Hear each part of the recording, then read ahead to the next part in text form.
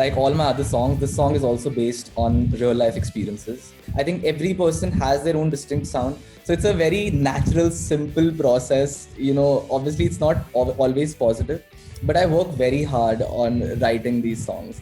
The reason why independent music became so popular was because during the pandemic, there were not a lot of Bollywood movies that released, right? So we Yeah. were able to get those top spots in playlists and top spots in all of these places, and we had more space.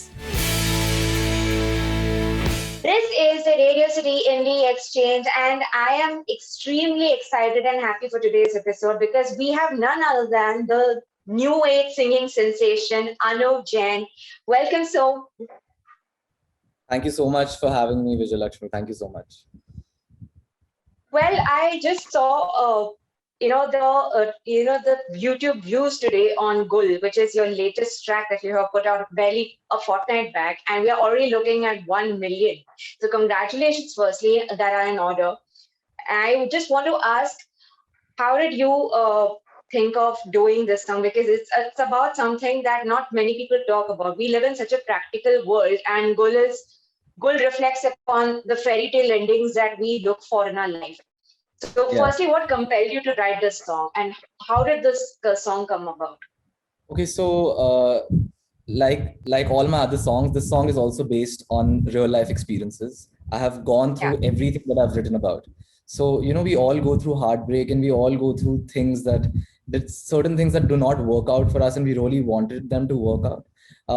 But the thing is that this song is a hopeful one. It tells us that even if things did not work out, that doesn't mean that you've lost your magic, and you can't be happy anymore, and you'll eventually. So it just tries to tell somebody, it could be any sort of a heartbreak, but it just tries to tell that person that it's okay, like you will be okay and everything will be fine eventually, and you'll be able to smile once again. So that's what the song is about. I think it's a pretty general song, and it can be relatable for each and every person, I guess. So yep. well, since you mentioned at the start of your answer that you do, write songs that you personally go through. I mean, actually, if we look at, your discography so far, I think what has been, absolutely remarkable is that you um, write songs that today's youth would want to talk about. They are based on different subjects, whether it's grieving on a personal loss, like you did with Mola, whether it is rains and romance going hand in hand with Barish, whether it is long distance love in Alag Asman. So there's so much universality in these songs. But Anuv, the cynical, critical lot, the discerning people who don't really who actually think that somewhat this music, this millennial music, it falls under a box, and it's like every other singer just sounds alike when they're singing these themes. So Hmm. as an artist yourself, how do you make a conscious effort to be unique or not sound identical like others? See, first of all, I feel that all the people who question artists being very similar, I Yeah. genuinely believe that they do not have a very good hearing, because I can hear the difference between different artists, right? And if you listen to them Right. carefully, if you actually put in the effort to understand somebody's music, you'll understand the differences and the nuances, that the different things that they bring to the table. So I don't really Right. have that to do with anybody. I think every person has their own distinct sound. For me, what stands out the most, for me at least, like whenever I see my music, is the songwriting. I think that's something that's Right. extremely important for me. So I mean, I hope that when people listen to a song which is written by me, even if it doesn't have my name, they'll be still be able to figure out, okay, this song seems like it has been written by Anuv. So that's the kind of a Yeah. music that I'm trying to bring in, and that's the kind of a writing that I'm trying to bring into my music. So hopefully that's the thing that distinguishes me. Obviously then you have your voice, you have your guitar playing skills, and all of those things that definitely help you out, and the kind of stories that you tell people. But I think songwriting is like the primary thing. For those who have tuned in, if you could just quickly explain your process of how you write these songs. They are very lyrically rich. I mean, even when they're sonically, when they come to life, they sound so soothing. So Hmm. how do you actually, how would you like to dissect your process? Yeah, it's a lot of self-doubt and a lot of anger and a lot of just Oh, me getting very irritated with myself. I think that is how the song comes about initially, then it's then some lines start falling into place, and all of those things start becoming better. And then eventually, Yeah. once again, once the song is done, you hear it a couple of times and the self-doubt creeps in. So it's a very natural, simple process. Obviously it's not always positive, but I work very hard on writing these songs. I try not to Right. have lyrical repetitions. If you hear my music, obviously there are, in a few songs there are lyrical repetitions, but if most of the songs you will not find any lyrics coming again, so it's just like a story based thing. I also try to have, like I said, a story based thing, so I try to write it that way as well, where there are characters in the song, and they are moving forward in time, and there are circles, and you can go back and you can go in front. So that is basically, like, I try to write it as a drama or a play or a movie. That's what I try to do with my songs. Anup, I was actually watching your TEDx talk where you spoke about how you channeled your grief into your art. And this, of course, you spoke about in context of making Mola, which you made, post your father's demise. Firstly, I'm very sorry about that, and I could personally relate to it because just 3 months ago I lost my father too, and I want to ask you, in a time, in an age like this where we are living, where a lot of us are grappling with the pressure of just waking up and going about our daily routine, just going about and doing our daily things. How did you see yourself through that phase of grief and of loss? And you channeled it so beautifully that you made a track like Mola, which, I think now a lot of us who are, in this universal phase of grief and personal tragedy can relate to. So first of all, see, I mean, we weren't that young at that time when this happened. We were 17, 18, me and my sister. Yeah. But still we were quite young at that time. So we were shielded Yeah. by our mother, right? So she took most of the sadness, and and she faced it head on, and we were pretty shielded that way. So it was obviously in a way made easy for us, because of my mom and how strong she was throughout it. But I also feel that, people just need to understand that, these things like these, no matter how sad they do happen in everybody's life. And we have our own stories, we have our own struggles. And I just try to wake up every morning and, try to do better. That, I mean, I believe that, he's probably looking at me and he should feel proud of, what I'm doing. And I want my Absolutely. mom and my parents and my sister, everybody to feel proud. So I just keep on going, and eventually people need to understand that obviously starting May, it is very difficult. You are like literally hurting a lot, but things ease out, it becomes better eventually over the next few years, and you have your own life and you have to live that as well. So I guess it's a very natural process that happens. You hail from Ludhiana, and I think you were part of your family business before you decided to move into completely making music as your full-time career. Um, in a place, in a traditional place like Ludhiana, I mean, for a lot of us who are still based in the big cities like Delhi or in Mumbai or in Bangalore, when we look at Ludhiana, we see it as a traditionally conservative place where, just the idea of pursuing music could still be seen as it's not. I don't think so. It really attracts an encouraging gaze. Mhm. So how did you manage to tread that path? Because why I ask you this, Anuv, is because some years ago, a friend of mine and me, we had this discussion where my friend was very critical about musicians who come with a certain safety blanket.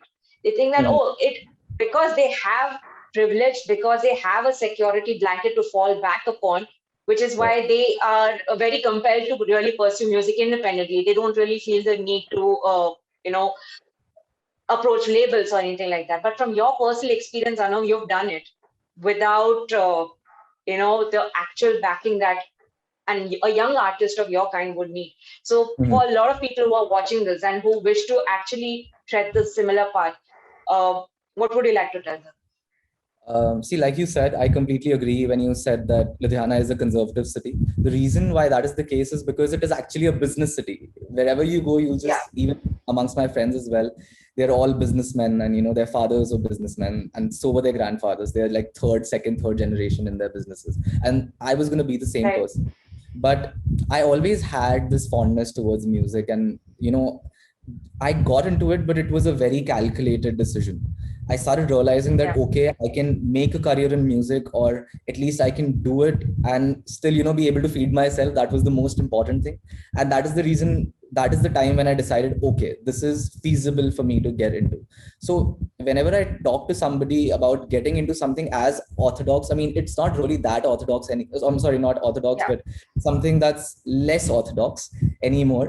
yeah, Uh, I tell them that please check the feasibility of the thing before you get into it. Just don't get into it without thinking about anything. So that's very important. yeah, At the same time, completely understand what your friend was talking about, that people who come from privileged backgrounds, they can't really, they don't have that drive, or they don't have that hunger. I was actually talking to a friend of mine about the same thing the other day, and I fall somewhere in the sweet spot, I guess. I mean, I do come from a family. I mean, we have been financially secure, and we've been financially burdened as well, because my dad fell ill and then he passed away. yeah. I have seen that side of the world as well. So, I somewhat fall into that sweet spot where my hunger is like completely intact and I want to do something amazing. At the same time, I also feel that people coming from a privileged background as well, it's not that big a deal. I mean, they can also pursue music, obviously, and they can still have that hunger. It is just inbuilt. It doesn't really always come from money. It's some people just want to do something and be very good at it as well. So it doesn't matter whether you come from a privileged background or not. So, I mean, I guess it just works out for everybody. But yeah, I mean, like you said, people should check the feasibility before getting into something. That is very important. Before we conclude, Anu, how do you view the future of independent music? Because clearly, right now, when we talk about independent music at large, we see Pratik Kuhad and Ritviz and Divine, and even you. You guys are going places right now with your music. I mean, it's really not. There are no brackets anymore. There are no boundaries anymore. Yeah. So, like I said, because of the pandemic now, viewers, listeners are so much more interested now in music that's fresh, music that they can relate to. Nobody is interested anymore in snazzy, meaningless remix and remixes. So, how do you view the future of the scene at large? See, I think the future is absolutely brilliant. My manager, Ayushman, he keeps on telling me that the reason why independent music became so popular was because during the pandemic, there were not a lot of Bollywood movies that released, right? So we Yeah, were able to get those top spots in playlists, and top spots in all of these places, and we had more space. So that really helped us right. grow. And I believe that there is a shift coming in India right now, and it's the most beautiful thing ever, because there is a space that has been created for independent songwriters and singers, and people are actually taking in that effort to discover new artists, and they feel Yeah. this pride that, oh, we discovered this person, we discovered that person. I still get those messages that, dude, I've been listening to your music since the first song that you released, and I'm so proud that I was one of the first people that discovered you. I think there's this pride that people have, in discovering new things. So I think independent music is in a very, very good place. And I think that we haven't even scratched the surface yet. So we have so much more Yeah. to go. So I think the prospect and the potential is top notch and brilliant. Lastly, Anup, like you, who are the wonderful singer-songwriters from your contemporaries, if any, you've been following, and whose work you'd love to recommend that your listeners should listen to and dig into? In independent music, Yes, independent. uh, so I have a friend of mine. His name is Zayden. It's very weird to call him by that name because I know him through his real name, right? But like his name is Zayden for music. And then there is Yashraj Mehra, who's an amazing rapper. He's an upcoming rapper, brilliant. Then I have these two bands that I really like. One is the Local Train, which has been a huge inspiration Oh, in my life. Like I feel that pride that I was talking about. I feel that because I've been yeah. listening to their music since the last 10, 11, maybe more years. Okay, so it's been I incredible. totally, I totally relate to what you're saying because now when somebody tells me that VJ. I just heard Chulo by the local train. I'm like, hey, hello. I think I told you that 2 years back, and you've just Yeah. discovered it now. So I can totally get where you're I coming am from. beating you to it because I used to listen to Chulo and do my vocal practices to that song in 2010. So this is like Oh 11 my years ago. God. I've been listening to their music since that long, and I feel a lot of pride. And then there are these new people, When Chai Met Toast. They are a brilliant, brilliant band, and they are just too beautiful. I am so happy you said that. I think When Chai Met Toast should be thrilled that you said that, because I don't think so any other band encapsulates millennial emotion and millennial pain the way they do, and it's just such a delight to hear any song that Yeah, they put out. I'm so glad you said so When. it's not about the pain. It's just like the music makes me so happy. So I just love it. Like their music is Absolutely, beautiful that way. Yeah. So these are the which has been your favorite song in recent times that they were sung? When We Are Young was brilliant. Oh I yes, think there was Kahani yes, as well, written by Ankur Tiwari. Kahani, yes, I think it but was yeah, written by Ankur absolutely, Tiwari. yes, So yes, I just love their yes. music and I love their previous work as well. Everything that they've made, Firefly, everything. Love it. Well, onwards and upwards, Anup. Thank you so much for talking to us this afternoon, and I cannot wait for the next wonderful, best-selling single that you would send us our way. All I can say is all the best, Thank you so much. and I really hope when you're down in Mumbai, we get to meet in person very soon. Definitely. I hope to visit your studio and give a proper live interview as well, hopefully.